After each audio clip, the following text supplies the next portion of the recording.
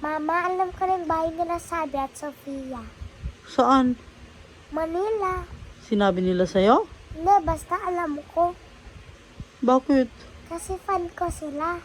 Fan mo sila or ikaw ang fan nila? Di ko alam dyan. Sabihin mo dapat sa kanila. Sa TikTok, i-follow mo. Dapat.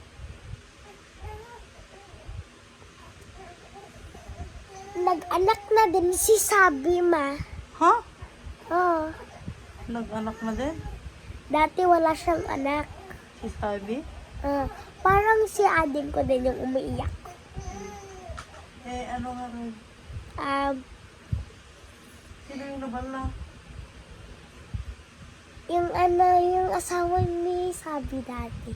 Bakit siya nabala naman? Di ko alam. Baka nasa Madrid.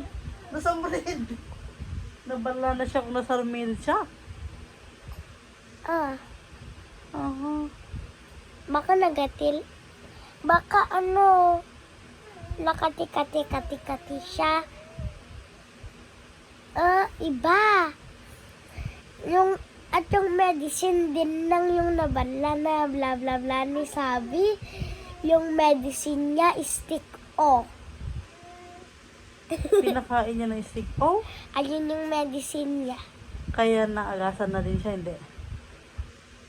Hindi siya baka preference lang siya na sila yun kasi pero hindi na asawa ni Sabi. Iba na? Si Yaji.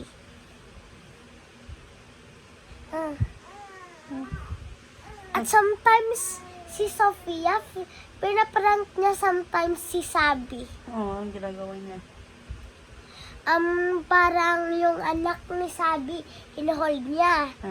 At parang nahulog na sa balcony. Or baka nahulog niya. Ayun lang yung alam ko. Saan mo nakikita yung mga yan?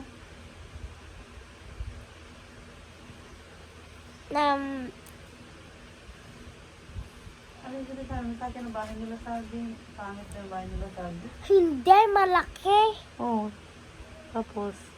May guard pa. Oo. Nakita mo? Basta alam ko kasi yung mga videos nila, pinapakita nila yung mga bahay nila, mga nila, ganun. Alam mo yung ginagawa din, challenge. Like what? Yung mga survival. Survival? Nagsusurvive sila sa labas hanggang night to morning. At alam mo ba si Sabi at si Yaji at yung asawa ni Sofia, nandun si Sofia, natulog sila doon. At hindi kaya ni Yaji at yung asawa ni Sabi. At si Sabi almost namatay kasi wala siyang pagkain. At yung